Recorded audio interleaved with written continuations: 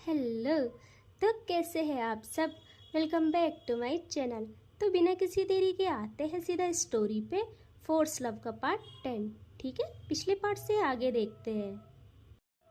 यहाँ यहाँ काव्या रिया को कहती है, रिया ठीक है, मैंने तुमको देख लिया, बहुत अच्छी लग रही हो तुम, अब जाओ अपने घर जाओ। रिया तो शॉक्ड कि आज काव्या को क्या हुआ है। उसे बहुत डर लगता है। उसको लगता है कि वो काव्या को खो देगी।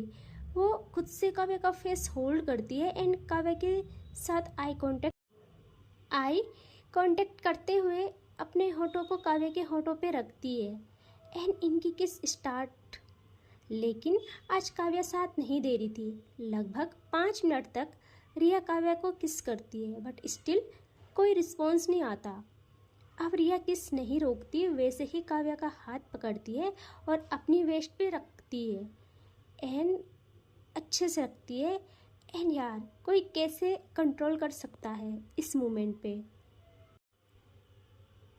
वो भी काव्या नहीं कर पाती यार कंट्रोल। उसके हाथों की पकड़ टाइट होने लगती है रिया की वेस्ट पे एंड अब स्टार्ट होती है काव्या बहुत ज़्यादा रफली ये दोनों किस कर रहे थे। तभी तभी एकदम से इनका डोर ओपन होता है एंड आवाज़ आती है, अरे सॉरी यार, आई नो डिस्टर्ब किया, लेकिन मेरी कार की कीज़ रह गई थी। हाँ, ये तन्वी थी। यह इनकी किस्त तो ब्रेक हो गई थी, जिसका सबसे ज़्यादा गुस्सा रिया को था।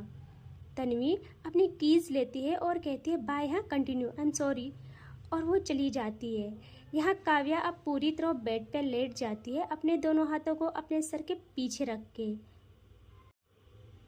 यहाँ यह रिया उठती है और डोर लॉक कर देती है। काव्या तो रिया की हरकतें देख रही थी। रिया अब आती है काव्या के पास और लेट जाती है और कुछ टाइम बाद काव्या अपनी नज़रें ले जाती है रिया की कमर पर, जो साड़ी में अच्छे तरीके से दिख रही थी। यहाँ ये मानो कि अपनी कमर दिखा रही थी काव्या को रिया जानबूझ के। एंड काव्या उसकी आंखों में नशा चढ़ता है एंड वो एक सेकंड नहीं गंवाती, वो रिया के ऊपर आ जाती है। यह रिया तो यही चाहती थी। काव्या यार देन जो स्टार्ट करती है अपनी प्रोसेस, वो पूरी फ्रस्ट्रेशन निकालती है अपनी रिया पे। लेकिन अब उसको ऐसा होता है कि वो आंख बंद करके ये सब करती है, क्योंकि क्योंकि उसे आंख बंद करने पे रूही नजर आती थी। इनका यही चलता रहता है। अब आते हम रूही के घर। यार जैसे ही रूही के पापा घर आते हैं, यहाँ वो हॉल में सोफे पे बैठते हैं एंड अपनी पत्नी को आवाज़ लगाते हैं। तो रूही की माँ रूही के रूम से आती है बाहर। वो रूही के ही साथ थी। यहाँ रूही के पापा कहते हैं, क्या रूही घर पे है आज? तो वो कहते हैं हाँ। यहाँ रूही के पापा कहते हैं, आज कैफ़े नहीं गई? तो वो चुप थी। उसके पापा को कुछ अजीब लगता है। वो जल्दी से उठते हैं और रूही के कमरे में आते हैं। यहाँ रूही तो बहुत रो रही थी यार, उसकी आंखें लाल हो रखी थी एंड वो बैठी थी बेड पे। रूही के पापा रूही के पास आते हैं और कहते हैं, बच्चा क्या हुआ आपको? तबीयत ठीक है ना? रूही चुप थी। रूही के पापा को बहुत टेंशन होती है। वो अपनी बीवी पे देखते हैं और कहते हैं, क्या हुआ है, तुम लोग चुप क्यों हो? रूही बच्चा आप बोलो ना, आपको क्या हुआ है? रूही बच्चा आपको क्या हुआ है, आप बोलो ना। आपको बोला था ना कि शादी के लिए आप पर कोई प्रेशर नहीं है, आप चाहो तो ना बोल सकते हो। आप यूँ उदास मत रहिए। यहाँ रूही की माँ कहती है अब कि सुनिए। वो कहते हैं हाँ बोलो। वो कहती है, देखिए शादी की वजह से नहीं है वो परेशान, और वो सारी बातें बताती है। यहाँ रूही के पापा शॉक्ड कि ऐसा भी होता है, और उनको बहुत तकलीफ़ भी होती है कि रूही ये सब झेल रही थी। उन्होंने कभी रूही को उदास नहीं देखा था। उनको इतना गुस्सा आता है। वो कहते हैं, उसकी इतनी हिम्मत कैसे हुई? हाँ, क्या समझती है वो खुद को? कुछ भी करेगी, घर में आके कुछ भी करेगी। इसको तो मैं पुलिस के पास ले जाऊंगा। यह रूही की माँ कहते हैं, प्लीज़ क्या करेगी उसका, वो बहुत अमीर है। मुझे मुझे तो डर लग रहा है। रूही के पापा कहते हैं, तुम डरो नहीं। और वो रूही की तरफ देखते हैं, कहते हैं, बच्चा आप बिल्कुल परेशान मत होइए, हाँ मैं हूँ ना आपके साथ, और इस मामले में अंश को कुछ मत बताना तुम लोग, ठीक है? यह रूही की माँ कहती है, अरे अंश से ही तो उसकी लड़ाई हुई, अंशी से तो वो पहले मिली और अंश ने उसकी पिटाई भी की और उसने अंश की। यहाँ वो तो और परेशान हो जाते हैं। वो कहते हैं उसने क्या कहा, वो रिश्ता तोड़ तो नहीं देंगे ना। वो कहती है नहीं, क्यों तोड़ेंगे, बल्कि अंश ने खुद कहा है कि वो सब कुछ खुद संभालेगा। बस बस हम रूही का ख्याल रखें। रूही के पापा कहते हैं, देखा कितना अच्छा बच्चा है अंश, ऐसे लड़के कहाँ मिलते हैं इस जमाने में। बेटा अब हम सब आपके साथ हैं, ओके। बस अपनी पढ़ाई पे फोकस करें और अगर दोबारा उसने परेशान किया तो आप मुझे बताना, मैं उसे छोड़ूंगा नहीं। एंड अब सीन शिफ्ट होता है काव्य पे, जो कि कंप्लीट कर चुकी थी। यहाँ रिया डाउन थी और काव्या टॉप पर। रिया की आंखें तो बंद थी, फील ले रही थी यार वो जब इनका कंप्लीट होता है रिया आंखें खोलती है और अब उसकी नज़र अच्छे से आगे दीवार पे जाती है जहाँ उसे दिखती है फोटोज़। वो फ्रीज हो जाती है यार। वो अपनी नज़रें इधर उधर देखती है सारी जगह, सिर्फ रूही की फ़ोटोज़ थी। रिया को कुछ समझ नहीं आता। वो काव्या के शोल्डर पे हाथ रखती है और थोड़ा खुद के ऊपर से उसको हटाने की ट्राई करती है। काव्या कहती है, क्या कर रही हो, तुमको तुमको नहीं पता, जब मेरा कंप्लीट होता है मुझे तुम्हारे ऊपर से सोना होता है, कुछ टाइम ऐसे ही रहो। यहाँ रिया कहती है, आप मुझे जवाब दे, ये लड़की कौन है। वो वही कैफ़े वाली है ना। और अब काव्या या रूही का नाम सुनते ही वो जल्दी से उठ जाती है एंड कहती है, हाँ तो। रिया कहती है, तो ये यहाँ आपके रूम में क्या कर रही है। काव्या कहती है, मेरा रूम मेरी मर्जी। रिया कहती है, ठीक है, माना कोई भी आती है आपके रूम तक, आपके बेड तक, पर यूं घर नहीं कर जाती हर जगह। ये सब क्या है, आप मुझे बताओ। यहाँ काव्या आप कहती है, देखो रिया, मैं तुमसे कुछ हाइड नहीं करूँगी, मुझे इश्क हो गया है इससे, ये मेरे दिलो दिमाग में घर कर गई है, तो इस रूम में करना लाजमी है। यहाँ यार रिया जो दिमाग ख़राब करती है, मतलब उसका पूरा दिमाग ख़राब हो जाता है। वो कहती है, ओह अच्छा, इसीलिए मुझे इतने दिनों से बहन जी टाइप बनाने पे तुले थे आप, तभी तो मैं सोचूं, देखे कोई इश्क विश्क नहीं है, बस जब तक वो नहीं मिली है तब तक आप ये सब सोच रहे हो, एक बार मिल जाएगी फिर आप भूल जाओगे। ऐसी हरकतें ना करे प्लीज़। यहाँ काव्या कहती है, सुनो रिया, आई लव हर, मैं इसे बस सोने के लिए नहीं पाना चाहती, अगर सोना होता तो मैं कब का सो चुकी होती, ज़बरदस्ती ही सही, लेकिन मैं ये नहीं कर सकती, मुझे सच में फीलिंग्स है। आई नो तुम हर्ट हो रही हो, इसीलिए कह रही हूँ मुझसे दूरियां बना लो। देखो मैं नहीं चाहती मैं अपना नेचर चेंज करूँ, तुम अच्छी हो मुझे ये भी पता है, तुम जब तक मेरे साथ हो मेरे अलावा किसी और की तरफ देखती तक नहीं, बट इससे आगे कोई और तकलीफ ना हो तुम्हें, मुझे छोड़ दो। यहाँ यार काव्या की ऐसी बातें रिया को जो गुस्सा दिला रही थी, काव्या को तो वो बोल नहीं सकती थी कुछ, बट अब वो पड़ गई थी रूही के पीछे। वो कहती है, देखो बेबी, प्लीज़ प्लीज़ ऐसे मत बोलो, मैं आपको नहीं छोड़ूंगी, आपको इसको रखना है रखो, कोई बात नहीं, लेकिन मैं आपको नहीं छोड़ूंगी, ये बात आप भी समझ लो, अपने दिमाग में बिठा लो। और वो जल्दी से बेड से उतरती है और अपने कपड़े ढूंढती है और पहनने लगती है। काव्या तो उसको देखे जा रही थी, मानो घूरे जा रही थी। जब वो अपनी ब्रा पहनती है, फिर ब्लाउज, फिर साड़ी, काव्या सब कुछ अपनी आंखों को बिना झपकाए देखती है। और आज रिया बिना काव्या को देखे वहाँ से निकल जाती है बाहर। यहाँ काव्या को मानो कुछ फर्क ही न पड़ा हो, काव्या तो सो जाती है। यहाँ यहाँ रिया हॉल में आती है तो काव्या की माँ कहती है, रिया बेटे।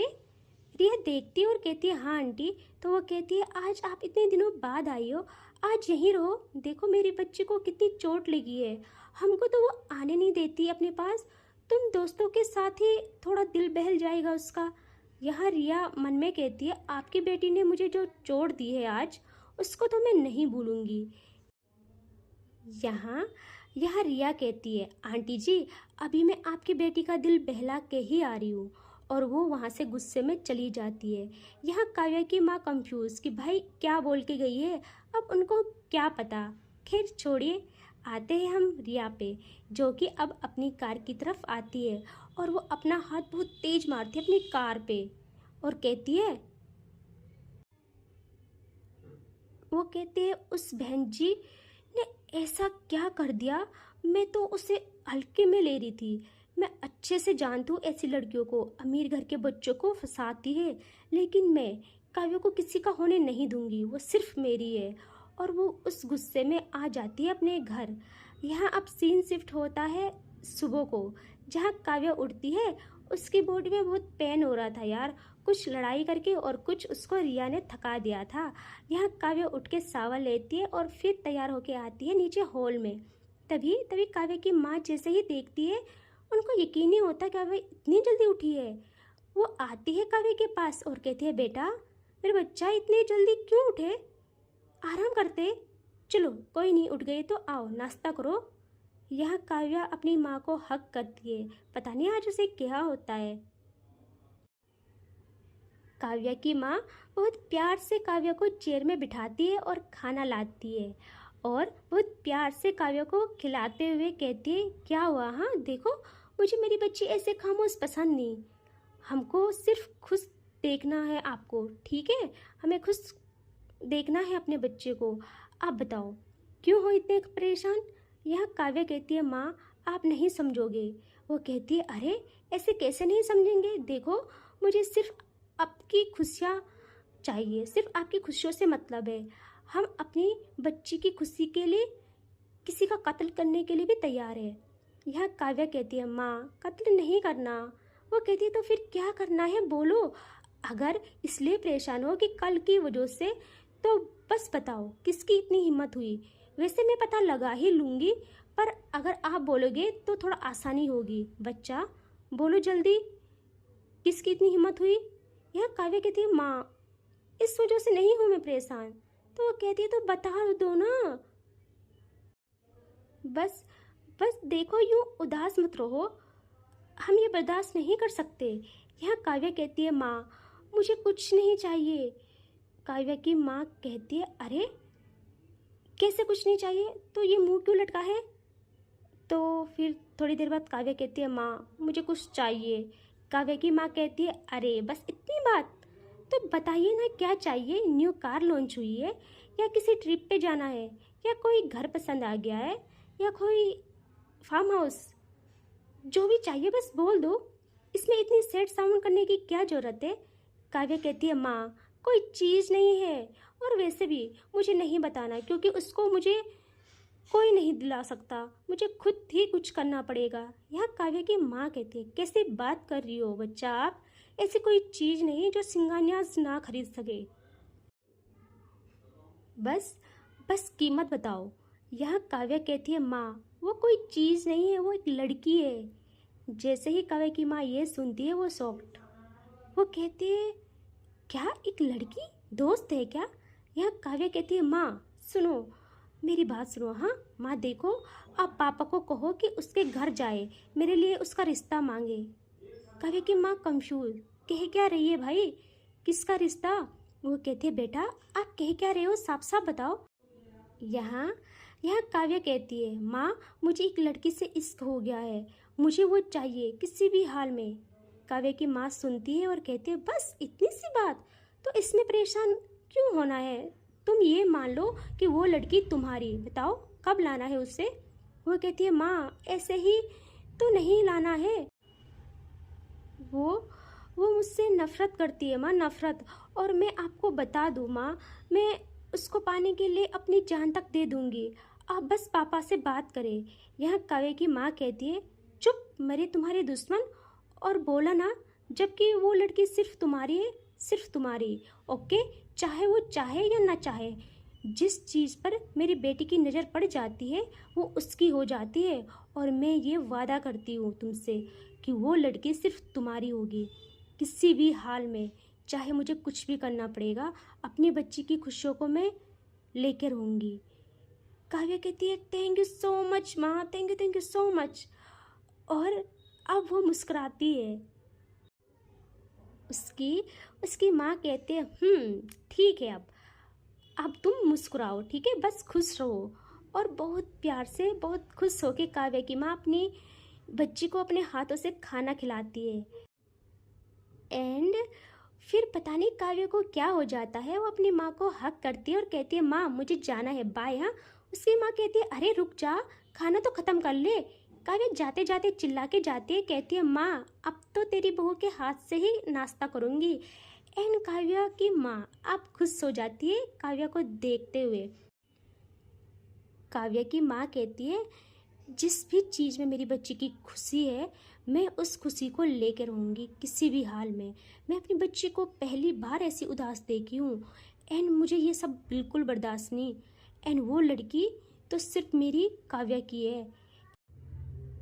एंड इससे आगे नेक्स्ट पार्ट में, ठीक है, बाय बाय।